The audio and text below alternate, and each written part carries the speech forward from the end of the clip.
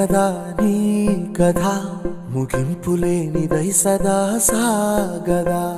ఇదే కదా నీ కథ ముగింపులేనిదై సదా సాగదా. నీ కంటి రెప్పలంచున మనస్సు నిండి పొంగిన ఓ నీటి బిందువే కదా నువ్వెతుకుతున్న సంపద. ఒక్కొక్క జ్ఞాపకానికి 100 ఏళ్ల ఆయువుందిగా, ఇంకెన్ని ముందు వేచనో అవన్నీ వెతుకుతూ పదా. మనుష్యులందు నీ కథ మహర్షిలాగా సాగదా. మనుష్యులందు నీ కథ మహర్షిలాగా సాగదా.